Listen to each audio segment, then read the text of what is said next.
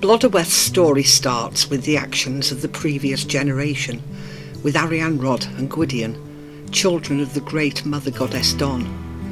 These were the days when kingship was passed on through the mother line to the children of the king's sister. Yet times were changing. A new concept, fatherhood, was coming on the scene. Gwydion, as heir, liked this concept, but for his children to inherit the kingship, they would have to be born by his sister. So, using magic and trickery, he forced Arianrhod into conceiving his child. Arianrhod gave birth to twins, but before anyone could notice the second baby, Gwydion stole him. Gwydion raised the child in a secret magical forest far from prying eyes. When Arianrhod finds out about the child and finally locates him, she places 3 curses upon him: that he would have no name, would never have the right to bear arms, and he would never have a wife of the race that is now on the earth. Gwydion tricks her into granting the first 2, but the third. For his son, now named Lu, to become king, he has to marry a goddess, a representative of the land. With the help of his magician uncle, Math, a spell is cast to create a bride from 9 flowers of the land: primrose and bean, broom and meadowsweet, burdock, nettle and oak, hawthorn and chestnut. They name her Blodeuwedd. With the most powerful magic, they invoke the energy of the earth to create a spirit for her and bring her to life. Blodeuwedd is born as a fully grown woman. What better representative of the land than a woman made from it and imbued with its spirit? Yet Blodeuwedd is a product, created merely to serve and fulfill the desires of her creators. She is a woman with no experience of feelings, emotions, relationships. She's had no chance to learn to be human. Lu is enthralled with Blodeuwedd. She is beautiful and passive. They are married, and Blodeuwedd is expected to just accept her role. At first, she does, until Lu takes off to stay with his uncle for many weeks, leaving Blodeuwedd alone with her ladies. Returning home from a walk in the woods one evening as the sun was setting, she meets a handsome huntsman, Gronu Pebba. Now being close to nightfall, she invites him to stay, and the rest, as they say, is history. For the first time, Blodeuwedd experiences passion and falls in love. Gronu is equally besotted with her.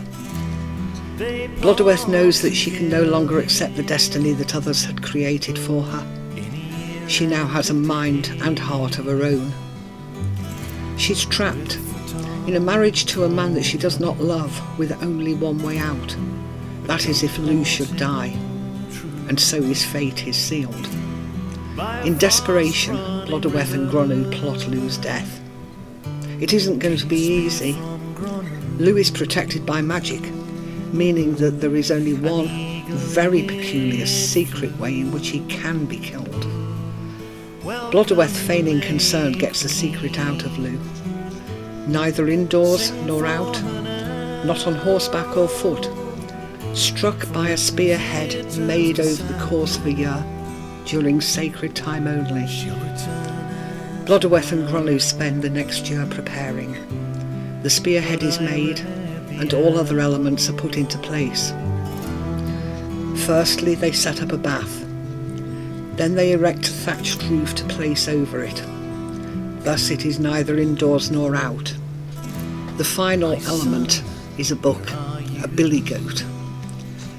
Whilst Gronu hides with the spear, Blodeuwedd persuades Lu to enact how he can be killed, to convince her that it would be impossible.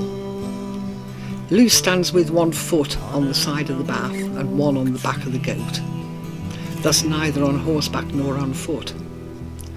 As soon as Lugh is in position, Gronw throws the spear and the deed is done. Instead of falling dead, Lugh transforms into an eagle, takes flight and lands in a magic oak tree, where Gwydion eventually rescues him and nurses him back to health.